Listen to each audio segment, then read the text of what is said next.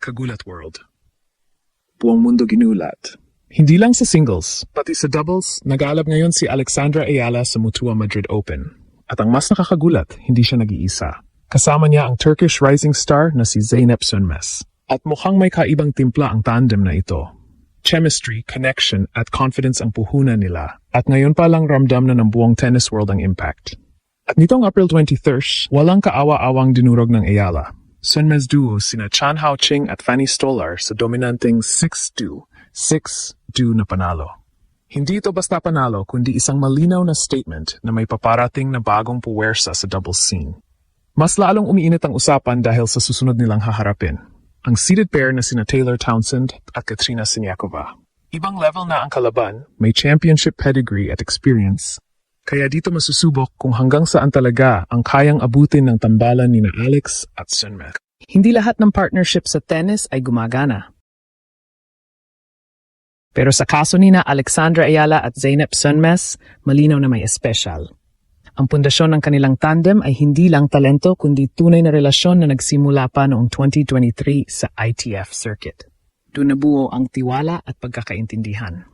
Ngayong 2026, dala nila ang experience bilang dating magkalaban sa singles, kaya mas kilala nila ang laro ng isa't isa. Imbes na maging hadlang, ginawa nila itong sandata. Sa kanilang huling laban, kitang-kita ang epekto ng chemistry na ito. Walang pag-aalinlangan sa galaw, pulido ang positioning, at halos walang kailangang salita para magkaintindihan. Ito ang klase ng koneksyon na hindi basta natuturo. Nabubuo ito sa oras, tiwala, at shared experience. At sa doubles, kadalasan ito ang nagiging pinaka-decisive na factor. Ngayon, harap sila sa pinakamalaking hamon nila sa round of 16. Ang tandem ni na Townsend at Siniakova ay kilala sa kanilang consistency at mataas na antas ng laro. Hindi sapat ang chemistry lang. Kailangan ng disiplina, execution, at composure sa crucial points.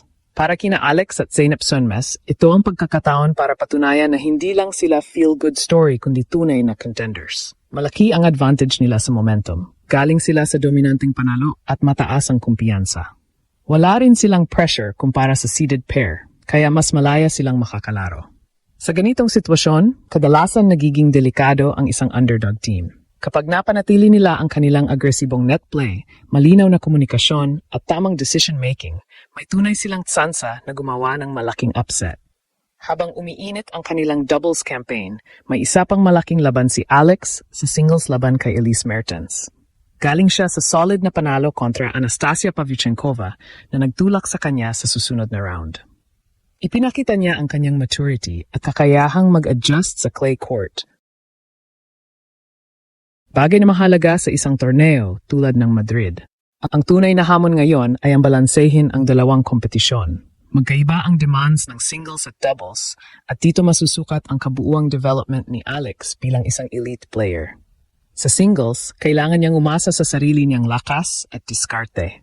Sa doubles naman, kailangan niyang magtiwala at makisabay sa partner.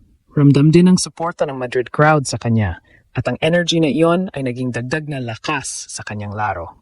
Kapag nagtuloy-tuloy ang kanyang momentum sa parehong formats, posibleng ito na ang maging breakout tournament niya sa international stage. Isang bagay ang malinaw, hindi na simpleng participation ang ginagawa ni Alex sa Madrid. Ito ay isang unti-unting pag-angkin ng kanyang lugar sa world stage. Sa singles, pinapakita niyang kaya niyang makipagsabayan sa pinakamahusay. Sa doubles, pinapakita niyang kaya niyang manalo kasama ang tamang partner. At sa likod ng lahat ng ito ay ang kombinasyon ng chemistry, kumpiyansa at tapang na sumubok. Ngayon, nakatutok ang buong mundo. Ang tanong, hanggang saan naabot ang tambalan nila? At mas malaking tanong, ito na ba ang simula ng multi-format dominance ni Alex sa mundo ng tennis? Kung lalaliman pa natin ang sitwasyon, ang ginagawa ngayon ni Alex sa Mutua Madrid Open ay hindi lang simpleng hot streak. Ito ay isang strategic evolution ng kanyang laro. At ang pinaka-critical na elemento dito, decision-making under pressure. Sa doubles, ang chemistry nila ni Zeynep Sönmez ay hindi lang magandang tingnan. Ito ay functional advantage. Kapag pinanood mo ang galaw nila, mapapansin mo na mabilis ang kanilang point construction. Hindi sila nagtatagal sa rallies kung hindi kailangan. May intent bawat shot. Ito ang hallmark ng high-level doubles teams, efficiency. Habang ang ibang teams umaasa sa baseline exchanges, ang Ayala-Sunmez duo ay mas agresibo sa pag-control ng net na siyang pinaka-importanting area sa doubles tennis. Pero may risk din dito. Ang ganitong aggressive style ay nangangailangan ng near-perfect timing. Kapag pumalya ang positioning o nagkaroon ng hesitation kahit split second, pwedeng ma-expose ang open court. At ito ang eksaktong babantayan ng kalaban nilang sina Taylor Townsend at Katerina Siniakova, isang tandem na eksperto sa pag-exploit ng maliliit na butas sa depensa.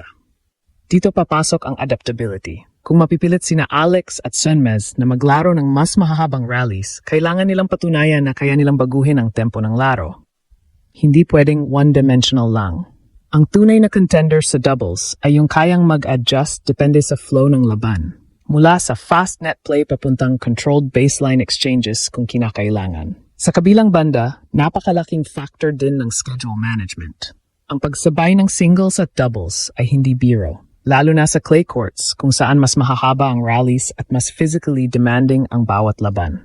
Si Alex ay haharap kay Elise Mertens sa singles, isang player na kilala sa consistency at composure.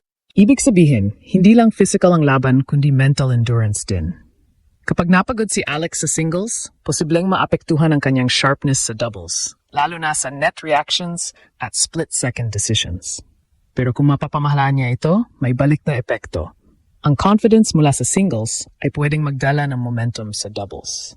Ito ang tinatawag na cross-format confidence boost, kung saan ang panalo sa isang category ay nagta-translate sa mas agresibong mindset sa isa pa. Isa pang mahalagang angle ay ang psychological positioning nila bilang underdogs. Wala silang pressure kumpara sa established pairs. At sa elite-level tennis, napakalaking bagay nito. Ang mga seeded teams kadalasan ay naglalaro para hindi matalo, habang ang underdogs ay naglalaro para manalo. Magkaibang mindset iyon. At kadalasan, mas nagiging explosive ang resulta kapag walang takot ang isang team. Hindi rin dapat i-underestimate ang crowd factor. Sa Madrid, kilala ang audience na very responsive sa momentum swings. At si Alex ay unti-unti nang nakakabuo ng koneksyon sa crowd. Kapag nakuha niya ang emosyon ng audience, pwede itong maging invisible advantage, lalo na sa tight points kung saan ang energy ng crowd ay nakakaapekto sa focus ng kalaban. Sa kabuuan, ang laban na paparating ay hindi lang tungkol sa skills, kundi sa kung sino ang mas mabilis mag-adapt, mas matibay ang composure, at mas malinaw ang execution sa crucial moments. Ang Ayala-Sunmez tandem ay may raw ingredients ng isang championship team, chemistry, confidence at momentum. Pero ngayon, haharap sila sa tunay na sukatan kung kaya ba nilang i-convert ang potensyal na iyon into results laban sa world-class opposition. Kung magtatagumpay sila, hindi lang ito magiging upset. Ito ay magiging declaration na may bagong tandem na handang gulatin ang buong mundo.